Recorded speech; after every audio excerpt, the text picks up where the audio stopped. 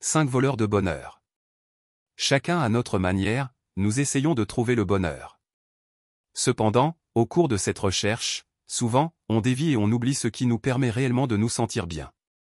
Ainsi, on fait des choses que l'on croit que l'on doit faire, mais qui nous privent délibérément de ce bonheur, même si nous n'avons pas toujours conscience de cela. La plupart des choses que l'on fait en pensant qu'elles sont ce que l'on doit faire pour être heureux ne sont rien de plus que des voleurs de bonheur auxquels on ouvre la porte et auxquels on octroie le droit de nous dévorer de l'intérieur. Ces voleurs se présentent sous la forme de conventionnalismes sociaux auxquels on se soumet, dans un étalage de liberté pour atteindre un bonheur qui, en réalité, se trouve autre part. Voici 5 choses qui vous volent le bonheur. 1. Suivre le troupeau. En tant qu'êtres sociaux, nous, les êtres humains, voulons nous sentir connectés aux autres et leur plaire afin d'avoir l'impression et la sensation de bel et bien appartenir au groupe, et d'y avoir notre place. Mais bien au-delà du besoin de faire partie d'une communauté, souvent, les gens choisissent de faire le nécessaire pour s'adapter sans donner leur opinion ni résister. Beaucoup de personnes croient qu'elles doivent se soumettre car, dans le cas contraire, elles ne seraient pas acceptées. Cette insécurité les mène à renoncer à leurs désirs et autres idées propres, et ce pour faire ce que le groupe demande. Elles pensent que le bonheur réside dans l'intégration, et que le groupe cherche le bonheur de tous. Ainsi, en soumettant ses valeurs et ses pensées, la personne se supprime elle-même afin de correspondre aux attentes du groupe. Le libre choix des maîtres ne supprime ni les maîtres ni les esclaves. Choisir librement parmi une large variété de biens et de services ne rime pas avec être libre si ces biens et ces services maintiennent des contrôles sociaux sur une vie d'effort et de crainte, ou autrement dit, s'ils maintiennent l'aliénation. 2. Se soumettre à l'autorité et obéir aux ordres des autres. Écouter les conseils des autres, c'est une chose, mais c'en est une autre tout à fait différente de croire aveuglément tout ce que l'on peut nous dire et de suivre absolument tous les conseils que l'on nous donne sans jamais rien remettre en question et sans jamais accorder aucune attention ou importance à nos propres valeurs. Si dès notre plus jeune âge, nos figures d'autorité nous ont appris à croire aveuglément tout ce qu'elles nous disaient, avec le temps, on devient des adultes obéissants et soumis qui, face à la peur de prendre des décisions, préférons que d'autres pensent pour nous et assument notre propre responsabilité à notre place.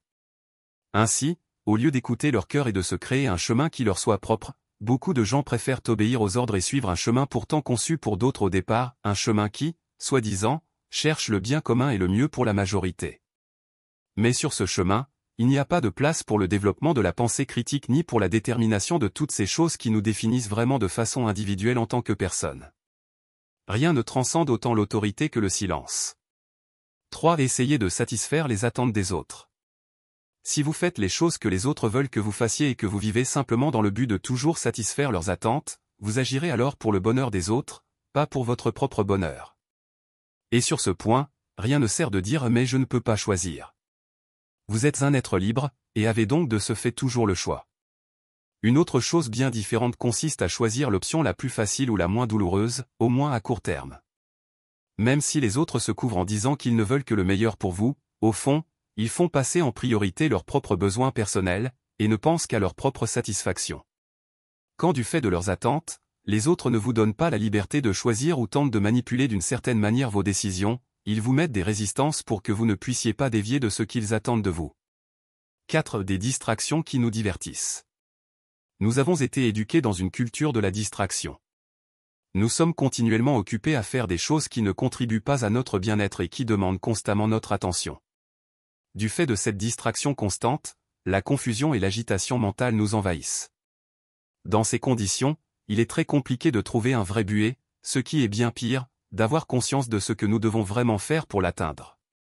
Ces distractions nous éloignent de la paix et de la tranquillité dont on a besoin. Il est nécessaire de laisser de côté ces distractions inutiles et de focaliser notre attention sur ce qui compte réellement, à savoir toutes ces choses qui emplissent notre cœur de joie et qui nous aident à donner le meilleur de nous-mêmes. Avant de vous donner le 5e voleur, prenez juste une minute pour vous abonner, aimer et partager la vidéo pour nous soutenir et nous vous en remercions. 5. Essayez d'être parfait. Une autre façon d'agir et qui nous vole notre bonheur consiste à s'efforcer d'atteindre et de mener une vie parfaite. Or, la perfection n'existe pas. La vie est un chemin continu de développement et d'amélioration. Essayer de faire en sorte que tout soit parfait nous empêche de profiter consciemment de ce que nous sommes et de ce que nous avons, puisque notre approche se limite à ne voir que les défauts. La recherche constante de la perfection engendre inévitablement du stress, et nous pousse à essayer de contrôler les autres, de même que nos sentiments de déception, de honte, voire même de haine envers nous-mêmes. L'anxiété apparaît quand les personnes exigent la perfection et qu'elles sentent qu'elles n'ont pas suffisamment de valeur en tant qu'être humain si elles ne l'atteignent pas. Nous devrions renoncer à l'ambition de vivre une vie parfaite et nous rendre compte du fait que généralement, on agit toujours de façon imparfaite, car nous sommes faillibles en tant qu'être humain et que nous pouvons nous accepter avec ces imperfections. C'est la fin de cette. Merci de vous avoir abonné et aimé la vidéo. Laissez-nous un commentaire s'il vous plaît.